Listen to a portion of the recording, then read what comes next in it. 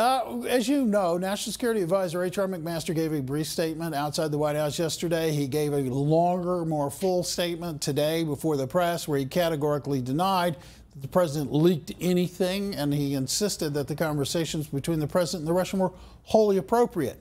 What is being ignored and what I want to focus on is something else he said, which is that national security is, in fact, at risk. Not because the president sat and talked with the Russians, but because people keep leaking these meetings to the press.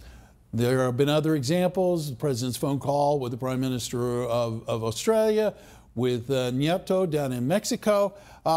In fact, my own boss, who I am under no obligation to agree with, wrote a nice piece today saying Trump made no classified leak, but someone else did. Do you share the general's concern that these leaks threaten national security, sir? Bill, absolutely they do. And that's why, fortunately, in Montana, I don't have to read the Washington Post or the New York Times. But if I was chief of staff, I tell you, within 24 hours, I'd have that locked down as far as leaks are concerned. They've got to stop at least from the knowledge of who's doing it and where it's coming from. Because the nature of national leaders meeting together in a confined, closed environment such as the White House, it's very important because of the rapid flow of information today that goes out through all of the world and has a very positive or negative impact on certain issues. So McMaster was absolutely correct in making his stand about that from the standpoint of locking down any kind of leaks and holding people responsible who have made those leaks. Well, it's a mystery to me why they haven't done that already. And the case in point is another opportunity today. President Trump is meeting with Erdogan out of Turkey, Turkish President Erdogan. And that situation is going to be fraught with all kinds of landmines. President the Turkish president says he's looking forward to, quote, a decisive meeting, end quote, with President Trump. Well, there are all kinds of things on this table that need to be discussed. One is they're talking about denying us access to our air base because they are unhappy with our decision to provide and arm the Kurds, who proved to be a long, fast, hard, steady ally in the region in terms of fighting ISIS. So this could be a really fascinating conversation, couldn't it?